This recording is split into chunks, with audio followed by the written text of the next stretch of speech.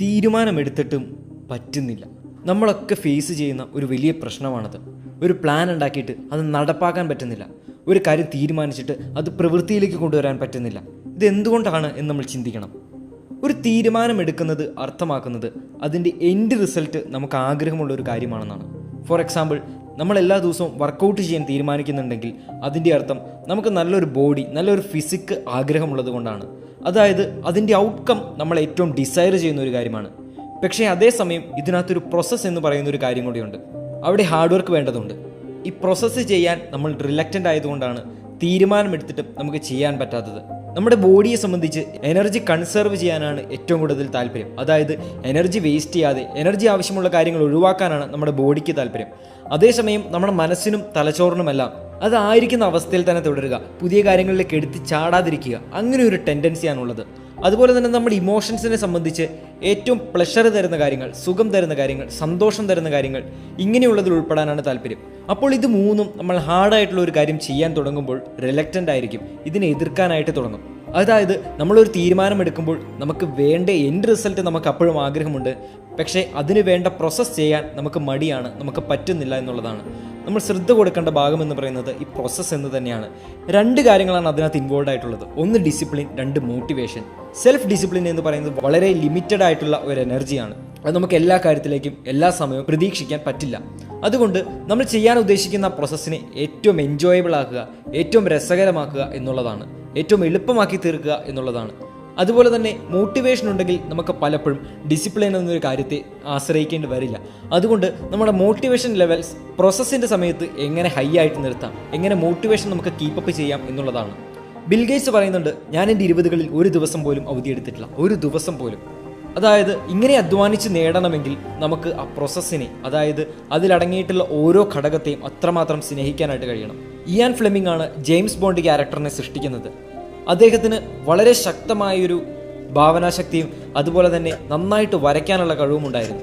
അതുപോലെ British naval ഇൻ്റലിജൻസിൽ ഒരു ഓഫീസറായിട്ട് സേവനം ചെയ്തുകൊണ്ട് വർഷങ്ങളുടെ അനുഭവ സമ്പത്തും അദ്ദേഹത്തിൻ്റെ കൈകളിലുണ്ടായിരുന്നു. കഥകൾ അദ്ദേഹത്തിൻ്റെ മനസ്സിലുണ്ടായിരുന്നു. പക്ഷേ അദ്ദേഹത്തിന് അറിയാം, ഒരു 300 പേജുള്ള ഒരു പുസ്തകം എഴുതുക എന്ന് പറഞ്ഞാൽ അത് നല്ല ഹാർഡ് വർക്കാണ്, അത് നല്ല പെയിൻഫുള്ളാണ്. ഇമാജിനേഷനും എക്സ്പീരിയൻസും കൊണ്ട് മാത്രം അത് നടക്കില്ല. അതിനൊരു പ്രോസസ്സ് വേണമായിരുന്നു, അദ്ദേഹത്തിന് എൻജോയ് ചെയ്യാൻ പറ്റുന്ന, അദ്ദേഹത്തിന് ഇൻവോൾവ് ആകാൻ പറ്റുന്ന ഒരു പ്രോസസ്സ്. എങ്കിൽ മാത്രമാണ് ഈ ഒരു വലിയ ടാസ്ക് നടക്കുകയുള്ളൂ എന്നറിയാമായിരുന്നു. അതുകൊണ്ട് അദ്ദേഹം ഒരു ചെറിയ കാര്യം ചെയ്തു. എല്ലാ ദിവസത്തെയും ആദ്യത്തെ 3 മണിക്കൂറും ഉച്ച കഴിഞ്ഞുള്ള 1 മണിക്കൂറും എഴുത്തിനു വേണ്ടിയിട്ട് മാറ്റിവെച്ചു. ആ സമയത്ത് ഏറ്റവും കൂടുതൽ ഫ്രീ ആക്കാൻ അദ്ദേഹം ശ്രമിച്ചു. അതായത് ആ സമയത്ത് മനസ്സിലേക്ക് എന്തെല്ലാം വരുന്നോ അതെല്ലാം എഴുതുക. അവിടെ തെറ്റ് തിരുത്താൻ പോകുന്നില്ല, അവിടെ ഇത് ശരിയാണോ തെറ്റാണോ നോക്കാൻ പോകുന്നില്ല, ജഡ്ജ് ചെയ്യുന്നില്ല. എത്ര ക്വാളിറ്റി ഇല്ലാത്ത വർക്കാണെങ്കിലും ആ സമയത്ത് എഴുതിക്കൊണ്ടേയിരിക്കും എന്ന് അദ്ദേഹം തീരുമാനിച്ചു. പെർഫെക്ഷനിലേക്ക് നോക്കാത്ത ഒരു 4 മണിക്കൂർ. പക്ഷേ ഇതിൻ്റെ ബലം എന്താണെന്ന് വെച്ച് കഴിഞ്ഞാൽ ഇദ്ദേഹം ആ പ്രോസസ്സിനെ എളുപ്പമാക്കുകയാണ് ചെയ്തത്.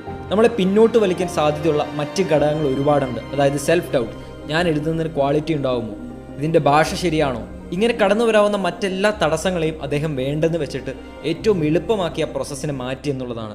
മാത്രമല്ല ഓരോ ദിവസം ഇത്രയും സമയം എഴുതി കഴിയുമ്പോൾ കിട്ടുന്നൊരു സാറ്റിസ്ഫാക്ഷനെ അദ്ദേഹം ഒരു മോട്ടിവേഷനായിട്ട് മാറ്റിയെടുത്തു എന്നുള്ളതാണ്. ഇതുപോലെ നമുക്ക് ഓരോ ദിവസവും ഒരു ഡെയിലി ഗോൾ വെക്കാൻ പറ്റണം. ഇത് 2 രീതിയിൽ നമുക്ക് വെക്കാം. ഒന്നെങ്കിൽ സമയത്തിൻ്റെ രീതിയിൽ വെക്കാം, അല്ലെങ്കിൽ ചെയ്തു തീർക്കേണ്ട കാര്യങ്ങളുടെ രീതിയിൽ വെക്കാം. അതായത് 5 പേജ് എഴുതി തീർക്കുമെന്നോ അല്ലെങ്കിൽ ഒരു 2 മണിക്കൂർ എഴുതാനിരിക്കുമെന്നുള്ള രീതിയിൽ നമുക്ക് സെറ്റ് ചെയ്യാമെന്നർത്ഥം. ഇങ്ങനെ ചെയ്യുമ്പോൾ ഒരു വലിയ ഗുണം എന്ന് വെച്ചാൽ നമ്മൾ ഡിസിപ്ലിന് കാര്യങ്ങൾ ഏറ്റവും എളുപ്പമാക്കി കൊടുക്കുന്നു. ഡിസിപ്ലിനിൽ മാത്രം ആശ്രയിക്കാതെ ഡിസിപ്ലിന് താങ്ങാവുന്ന ഭാരം മാത്രം കൊടുത്തുകൊണ്ട് നമ്മൾ ഡിസിപ്ലിൻ്റെ ശക്തി കൂട്ടുകയാണ്. രണ്ടാമത്തെ കാര്യമാണ് യൂസ് ദ റൈറ്റ് മെത്തേഡ്സ്. അതായത് ശരിയായിട്ടുള്ള രീതിയിൽ നമ്മൾ കാര്യങ്ങൾ ചെയ്യുമ്പോൾ നമുക്ക് വളരെ എളുപ്പമായിട്ട് ഇത് ഫീൽ ചെയ്യും.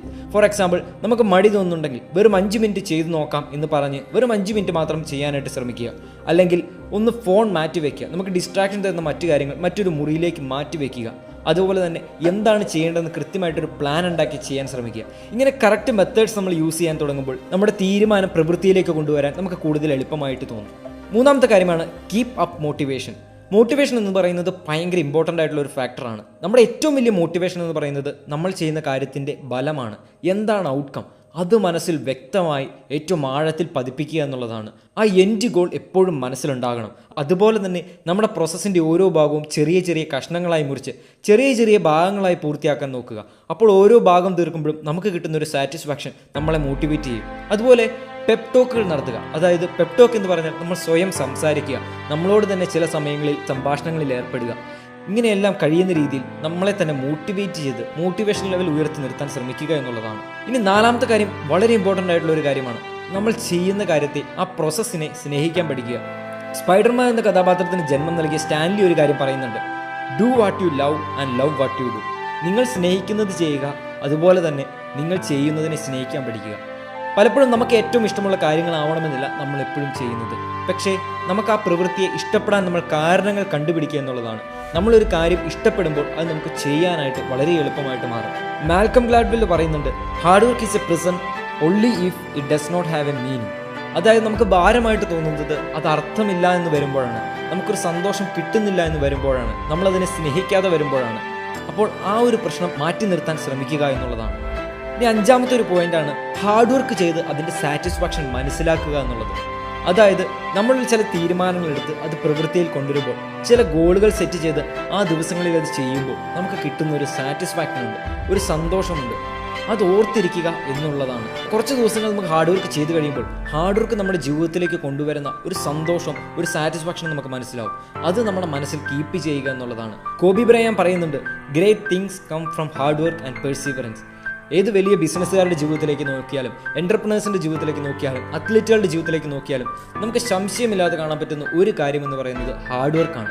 ഈ ഹാർഡ് വർക്കാണ് ബലം കൊണ്ടുവരുന്നത്. അതുകൊണ്ട് ഹാർഡ് വർക്കിന് ബലമുണ്ടെന്ന് നമ്മൾ ഒരിക്കലും മറക്കാതിരിക്കുക എന്നുള്ളതാണ് ഏറ്റവും ഇമ്പോർട്ടൻ്റ് ആയിട്ടുള്ള കാര്യം. അതുകൊണ്ട് ഇന്നു മുതൽ നമ്മൾ പരിശ്രമിക്കേണ്ടത് തീരുമാനമെടുത്താൽ മാത്രം പോരാ, തീരുമാനത്തെ എങ്ങനെ പ്രവൃത്തിയിലേക്ക് കൊണ്ടുവരാം, എങ്ങനെ ആ പ്രോസസ്സിനെ സ്നേഹിക്കാൻ പഠിക്കാം, എങ്ങനെ പ്രോസസ്സിനെ ഏറ്റവും എളുപ്പമുള്ളതാക്കി തരാം. തോമസ് ജെഫേഴ്സൺ പറയുന്നുണ്ട്, നിങ്ങളുടെ സമയം ഒരിക്കലും മടി പിടിച്ച് നഷ്ടപ്പെടുത്തുന്നില്ല എന്ന് നിങ്ങൾ ഉറപ്പുവരുത്തണം. കാരണം 1 മണിക്കൂർ നിങ്ങൾ ഹാർഡ് വർക്ക് ചെയ്തിട്ട് അതിൻ്റെ ബലം ഒന്ന് കണ്ടു നോക്കുക.